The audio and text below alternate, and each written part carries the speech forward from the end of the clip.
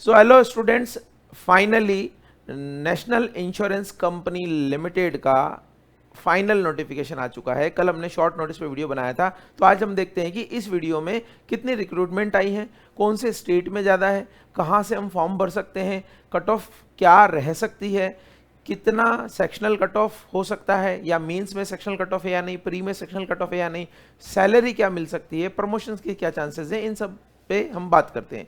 तो ये आप देख सकते हैं कि NICL का फाइनल जो नोटिफिकेशन है वो आ चुका है। और यहाँ पर अगर हम बात करें तो बेसिकली जो नेशनल इंश्योरेंस कंपनी लिमिटेड यानी NICL है, उसमें असिस्टेंट की रिक्रूटमेंट है ये। और असिस्टेंट यानी कि बैंक में जैसे क्लर्क होता है, 500 वैकेंसीज हैं। आपका 18 जुलाई से 7 अगस्त सबसे इंपॉर्टेंट डेट है, आप नोट कर लीजिएगा। 7 अगस्त तक आप फॉर्म भर सकते हैं, पहले ही भर दीजिएगा। यहाँ पर 2 फेज में एग्जाम होता है, एक होता है फेज 1, एक होता है फेज 2 यानी प्री और मेंस। जो प्री का एग्जाम है वो 27 अगस्त को होगा, जो कि सिर्फ और सिर्फ एलिमिनेटरी राउंड है, यानी कि यहाँ पर जो नंबर आएंगे वो सिर्फ मेंस में जाने में काम आएंगे, आपकी मेरिट के लिए काम नहीं आएंगे। 30 अक्टूबर काफ़ी इनफ सफिशिएंट टाइम है, अगर अच्छे से तैयारी करें तो वो आपका मेंस होगा। और प्रीलिम्स मेंस के बाद में जिस स्टेट से आप भरेंगे there will be a regional language test. तो रीजनल जैसे गुजरात से आपने भरा तो वहाँ पर गुजराती का जो है रीजनल लैंग्वेज टेस्ट होगा डॉक्यूमेंट वेरिफिकेशन से पहले। तो ये एक बेसिक इन्फॉर्मेशन मैंने आपको दी इसमें। और अगर और कुछ देखें तो शॉर्ट नोटिस ये सारा आ ही गया है, एप्लीकेशन की डेट्स। इसके अलावा आप देखेंगे कि यहाँ पर क्या क्वालिफिकेशंस है, एजुकेशनल क्वालिफिकेशंस की अगर आप बात करें तो graduate in any discipline from a recognised university और an equivalent qualification recognised by the central government, यानी सिर्फ बेसिकली ग्रेजुएशन ही चाहिए। और वो ग्रेजुएशन किसी भी डिसिप्लिन में हो सकता है, कोई उसके लिए ज़रूरी नहीं है कि पर्टिकुलर कोई स्ट्रीम हो, इतने परसेंटेज हो। फिर एज लिमिट की अगर बात करें तो 21 से जो है 30 ईयर्स की ये बात कर रहे हैं कि 21 से 30 साल की आपकी एज होनी चाहिए। इसके अलावा फीस वगैरह तो ये जनरल यहाँ पर लिखा हुआ है, 850 जो IBPS का जनरल फीस होता है। और सिलेक्शन प्रोसेस मैंने आपको बताया प्रीलिम्स और मेंस और रीजनल लैंग्वेज टेस्ट। जो प्रीलिम्स में क्या आएगा तो वो बैंकिंग का जो प्रीलिम्स होता है वैसा ही है, जो बैंक की तैयारी कर रहे हैं उनके लिए सेम अपॉर्चुनिटी है। इंग्लिश, रीजनिंग और क्वांट, ये 35 क्वेश्चन आते हैं, 100 मार्क्स 100 क्वेश्चन। और यहाँ सेक्शनल टाइम बैंक की तरह ही दिया गया है, जो 60 मिनट को 3 हिस्सों में बांट दिया गया है। अब आप ध्यान रखिएगा, प्रीलिम्स में जो भी व्यक्ति टेस्ट देगा उसका 15 गुना, जो वैकेंसीज हैं 500 वैकेंसीज हैं तो उसका 15 गुना यानी 7,500 लोगों को ये लेंगे, उससे प्लस ही लेंगे, क्योंकि सेम नंबर पे भी 2 लोग आ सकते हैं। फिर 7,500 लोगों को उनको लेंगे जो ओवरऑल कट ऑफ भी क्लियर करते हैं और जो सेक्शनल कट ऑफ भी क्लियर करते हैं। तो यहाँ पर ध्यान रखिएगा, सेक्शनल कट ऑफ का क्राइटेरिया है और 1/4 आपकी माइनस मार्किंग रहेगी, 1/4 जो है नेगेटिव मार्किंग रहेगी 0.25 की। तो सेक्शनल कट ऑफ भी है, ओवरऑल कट ऑफ भी है, सेक्शनल टाइम भी है, और 7,500 लोगों को यहाँ लिया जाएगा। फिर इसके बाद में आता है मेंस का, जो फेज 2 का है। वहां पर देखिए, यहाँ पर इक्वल डिस्ट्रीब्यूशन है, इसको बोलते हैं वास्तव में इक्वलिटी। भारत में हो ना हो, यहाँ है। कैसे? 40 question 40 number, 40 question 40 number, again 40 40 40 40 40 40, किसी के साथ भेदभाव नहीं किया गया है। Maths, reasoning, English, general awareness, computer, सभी का वेटेज बराबर है। हाँ, इनमें टाइम में जरूर हो सकता है, क्योंकि कंप्यूटर और जनरल अवेयरनेस के क्वेश्चन आप जल्दी टिक कर सकते हो, तो 15-15 मिनट दिए हैं, बाकी सभी के लिए 30-30 मिनट दिए हैं। तो जिनका कंप्यूटर अच्छा है उनके लिए तो यह बेहतरीन अपॉर्चुनिटी है, क्योंकि 40 मार्क्स का कंप्यूटर का वेटेज है, यानी 20% कंप्यूटर का वेटेज आज किसी भी एग्जाम में नहीं आता है, बैंकिंग और इंश्योरेंस के एग्जाम में।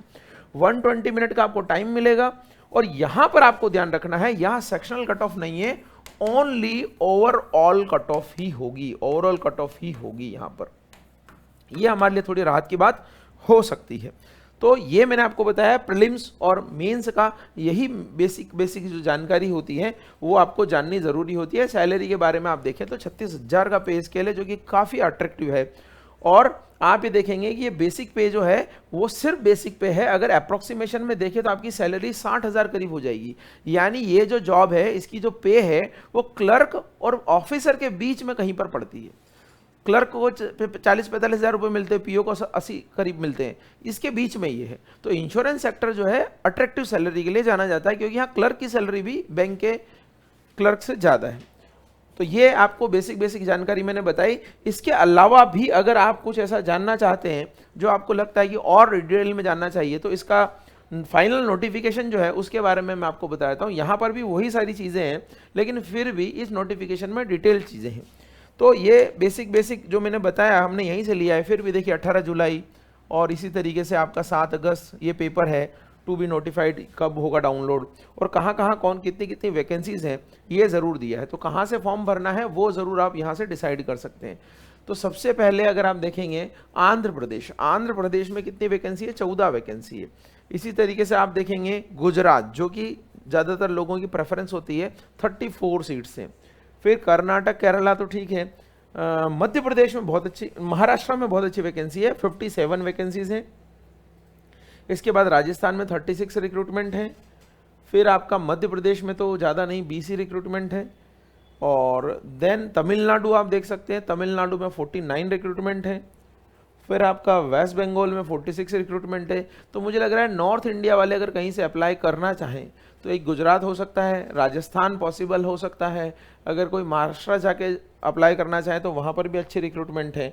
या फिर आपके लिए फिर बचता है उत्तर प्रदेश या वेस्ट बंगाल, उधर से भी भर सकते हैं। लेकिन प्रॉब्लम यह है कि वेस्ट बंगाल में जाएंगे तो बंगाली का टेस्ट होगा, उत्तर प्रदेश में कोई टेस्ट नहीं होगा, हरियाणा में कोई टेस्ट नहीं होगा, मध्य प्रदेश में नहीं होगा, बिहार, झारखंड, छत्तीसगढ़ में कोई टेस्ट नहीं होगा। गुजरात से भरेंगे तो गुजराती का रीजनल लैंग्वेज टेस्ट होगा और वहाँ पर ये मार्क्स अलॉट करेंगे रीजनल लैंग्वेज टेस्ट में। हालांकि उसमें क्वालिफाइंग नेचर का ही वो एग्जाम है, लेकिन मार्क्स ज़रूर उसमें दिए जाएंगे।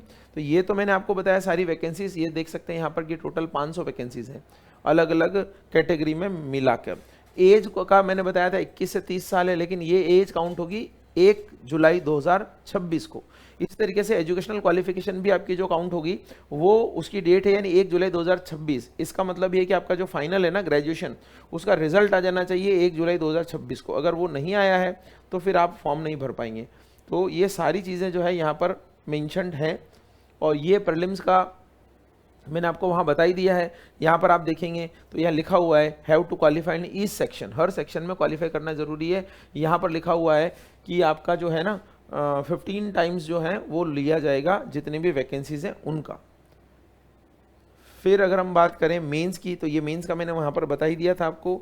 तो इसमें कुछ खास ऐसा नहीं है, जितनी मेन चीज़ें हैं जानना ज़रूरी है वो तो मैंने आपको उसमें बता दी थी। एक ज़रूर मैं आपको बताना चाहूँगा कि कहाँ पर आपका सेंटर हो सकता है। तो ये जो सेंटर है ना एग्जामिनेशन सेंटर्स, ये ज़रूर आप ये लिस्ट देख सकते हैं इसमें कि कहाँ कहाँ से आप भर सकते हैं। तो वेस्ट बंगाल, उत्तर प्रदेश, राजस्थान, पंजाब वगैरह सबके सेंटर्स यहाँ पर दिए गए हैं।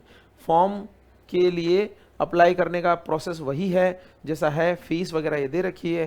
तो आपको इंश्योरेंस का जो एग्ज़ाम है वो बैंकिंग से थोड़ा सा आप कहेंगे कि ज़्यादा एज में है, क्योंकि यहाँ पर अपॉर्चुनिटीज़ काफ़ी अच्छी हैं, सैलरी भी अच्छी हैं और पब्लिक डीलिंग भी बहुत कम है।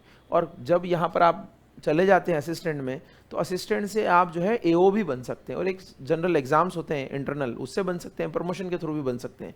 तो मेरी नज़र में बैंकिंग सेक्टर से ये अच्छी रिक्रूटमेंट है, आप सबको लग जाना चाहिए। अक्टूबर में मीन्स है, इसका मतलब आपके लिए समय के लिए पर्याप्त टाइम है। अगर आप चाहें तो हमारे यूट्यूब चैनल पर जो हमारे फ्री कोर्सेज चल रहे हैं उनको भी आप अटेंड करके ले सकते हैं, अपनी जो तैयारी है उसको अच्छा बूस्ट कर सकते हैं। क्योंकि डेली हम बैंकिंग वगैरह इंश्योरेंस के लिए मॉक टेस्ट, अलग अलग सब्जेक्ट वगैरह को लेकर आते रहते हैं। तो मिलेंगे अगले वीडियो में। Thank you so much.